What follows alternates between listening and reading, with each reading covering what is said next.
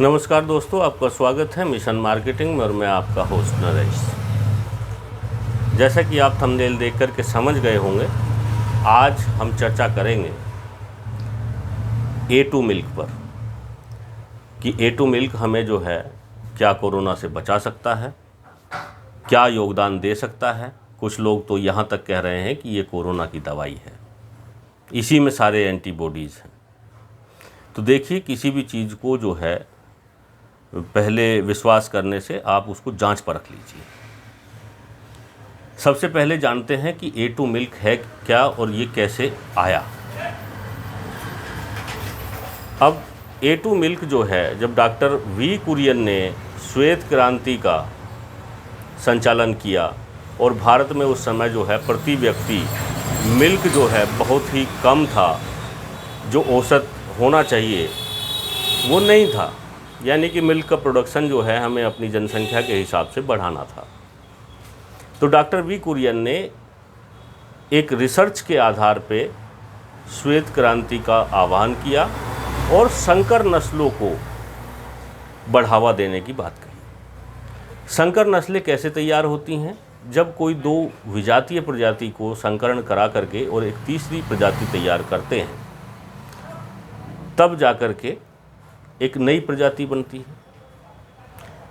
जैसे गधे का और घोड़े का आपस में क्रॉस कराया गया और खच्चर तैयार किया गया, जो बहुत जगह काम करता है और बहुत बेटर काम करता है और कम कॉस्ट में काम करता है। ऐसे ही जो हमारी भारतीय नस्लें हैं, नो डाउट कि वो बहुत अच्छी गायें हैं और उनका प्रोडक्शन दूध का जो है वो थोड़ा कम है, जिसकी वजह से उसको बढ़ाने की आवश्यकता थी।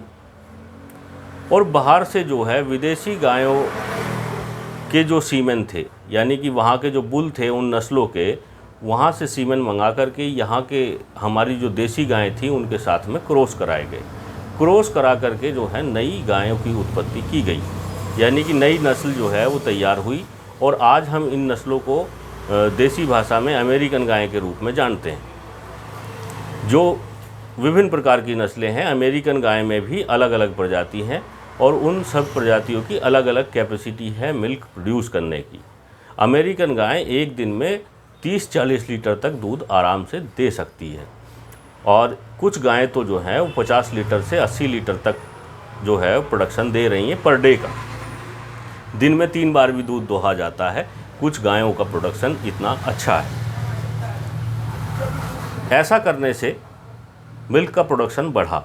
लेकिन साथ ही साथ मैं आपको एक चीज़ और बता देता हूँ कि जब कोई नई प्रजाति तैयार की जाती है तो वहाँ जो जीनोम्स के अंदर एक्टिविटी होती है, ये वो लोग बहुत बखूबी समझ पाएंगे जिन्होंने जेनेटिक्स और प्लांट ब्रीडिंग का अध्ययन किया है, क्योंकि वहाँ जो है इस चीज़ को, पेडिग्री सिलेक्शन को स्पेशली समझाया जाता है। वो चीज़ जो है फ़ायदे और नुकसान दोनों की हो सकती है। अब जो हमारा मिल्क होता है, मिल्क में लगभग सारे के सारे पोषक तत्व होते हैं और आप मिल्क को एक संपूर्ण आहार मान सकते हैं। ऐसा जो है वो किताबों में लिखा गया है कि वो संपूर्ण आहार की संज्ञा उसको दी गई है। सारे विटामिन उसमें उपलब्ध होते हैं। यानी कि आदमी अगर केवल दूध पिए और बाकी कोई अन्न ना ग्रहण करे तो भी जो है मिल्क के ऊपर वो जीवित रह सकता है। ये जो है मिल्क की खासियत होती है। अब बात आती है कि ये तो हो गया केवल मिल्क, लेकिन रिसर्च तो कंटिन्यूअसली चलती रहती हैं। इसके बाद एक नई रिसर्च हुई जिसमें जो है वो जो संकर नस्लों की गायों का दूध था उस पे और जो पुरानी देसी गायें हैं उनके दूध में रिसर्च की गई कि क्या फ़र्क पड़ा और क्या कोई परिवर्तन है, कोई विटामिन्स कम या ज़्यादा हुआ। तो दूध जो होता है उसके अंदर प्रोटीन पाया जाता है और प्रोटीन जो है वो 108 अमीनो एसिड के साथ में मिलकर के तैयार होता है। जो अमीनो एसिड्स की चेन थी, वहाँ 67 नंबर पे एक अमीनो एसिड था जिसका नाम था हिस्ट्रीलिन। और जब ये नई नस्ल तैयार की गई तो वहाँ वो हिस्ट्रीलिन प्रोलीन में तब्दील हो गया। यानी कि एक माइनर सा चेंज आया और इस चेंज की वजह से A1 मिल्क यानी कि जो हमारा नॉर्मल मिल्क था वो संकर गायों द्वारा दिया गया, और दूसरा A2 मिल्क वो जो हमारी जो हैं ओरिजिनल गायें या देसी जो गायें हैं उनसे प्रोड्यूस किया जा रहा है। A2 मिल्क की संख्या उसको दी गई क्योंकि वो रिसर्च बाद में हुई, पहले वाले को उन्होंने A1 मान लिया और दूसरे वाले को A2 मान लिया। जिस दूध में हिस्टीलिन तब्दील हो गया था और जिसमें प्रोलीन की मात्रा होती है, उनमें डिफरेंस ये होता है कि हिस्टीलिन जो है वो किसी भी जो रोगरोधी क्षमता वाले हमारे अंदर के इम्यून सिस्टम हैं उसको डेवलप करने में सहायता नहीं करता है। केवल उस दूध में सारे के सारे विटामिन्स होते हैं, जबकि प्रोलीन जो है वो एक्स्ट्रा काम करता है और उसकी वजह से हमारा इम्यून सिस्टम थोड़ा जल्दी से काम करता है, यानी कि वो हमारे इम्यून सिस्टम को सक्षम बनाता है, बढ़ाता है। यही रीज़न है जिसकी वजह से यदि कोई आदमी किसी बीमारी से ग्रसित है और वो प्योर देसी गाय का दूध डेली सेवन करता है तो उसकी बीमारी जल्दी ठीक होने के चांसेस हैं या कम इफ़ेक्टिव होता है, उस पर कम प्रभाव पड़ता है किसी रोग का, क्योंकि हमारी जो रोगरोधी कोशिकाएं हैं वो ज़्यादा एक्टिव होती हैं। बाकी इसके अलावा दोनों दूध में कोई फ़र्क नहीं है, सिर्फ ये एक माइनर सा फ़र्क है।